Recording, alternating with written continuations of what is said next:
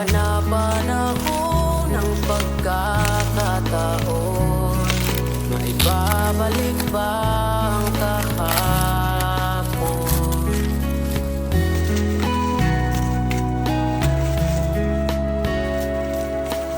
Natatandaan mo pa ba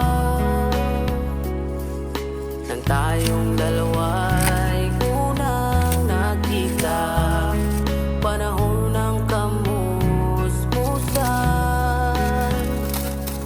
sa piling ng mga bulaklak at halaman, doon tayo nagsimula mangarap at tumula. So yun, what's up mga kasaka, dito nga pala tayo sa Maisan. At ganito po yung traditional na pag-aani. Ito yung trabaho namin sa Bayugan noong dun pa po kami nakatira.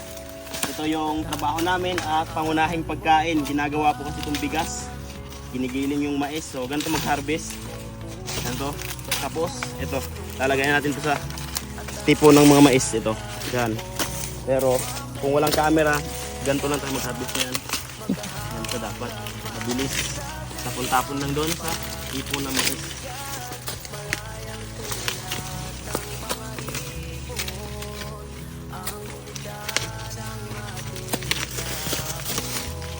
Yung sa amin mag-harvest kami dati, ginaganto namin, inaapakan ng diretso para tumba na, wala nang puputulin kapag nagtatanim ulit ng mais. Inaararo na lang sa diretso.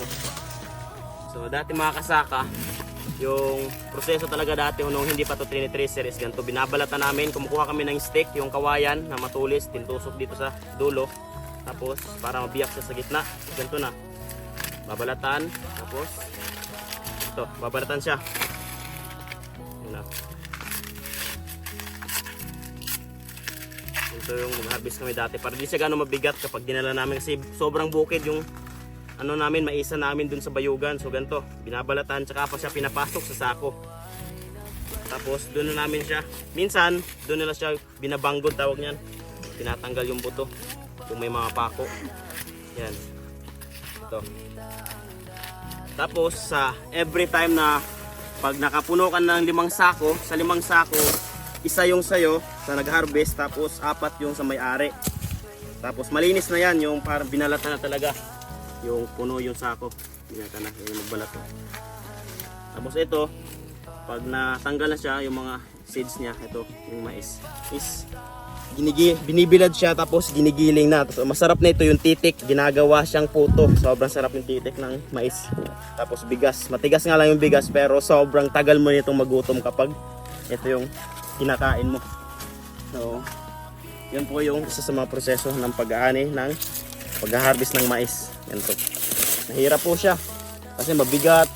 Tapos ito, buti dito kasi mapatag. Sa amin talagang sobrang bukid, naka-alauna yung daan. Tapos pinapasa namin yung mga sako-sako, mga nasa 90 kilos yung mga mais sa bigat.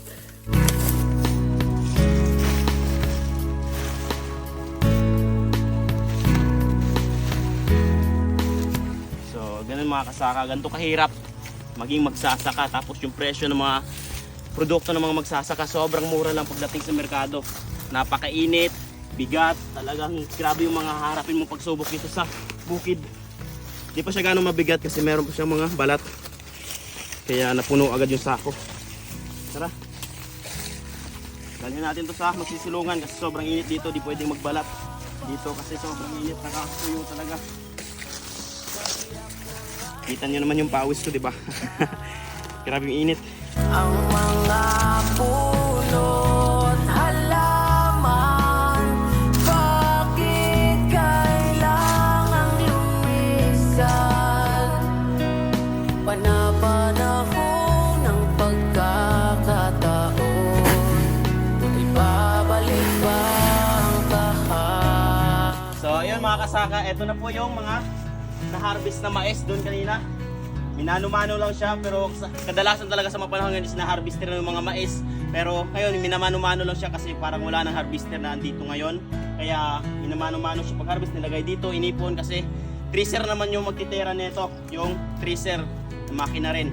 Pero dati, kapag ganito, dito namin iniipon, tapos binabalatan, ganyan. Tapos dito na namin sinasako. Yan o.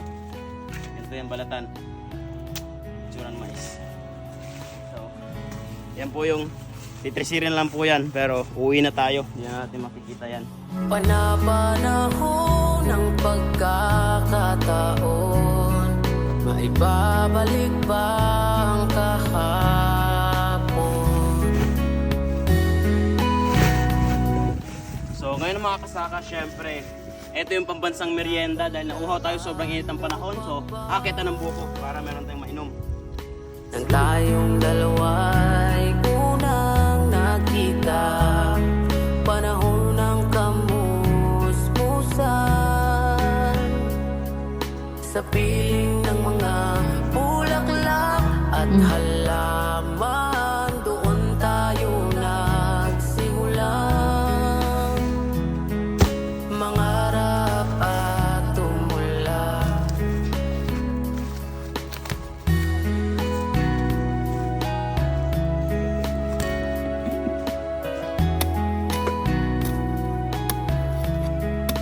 Kaliwan mo lang yung sundaw. Natatandaan mo pa ba? Inukit kong Dapat may puso mag-go. sa punong mangga, at ang inalay kong gumamela, magkahawak kamay sa dalampasigan.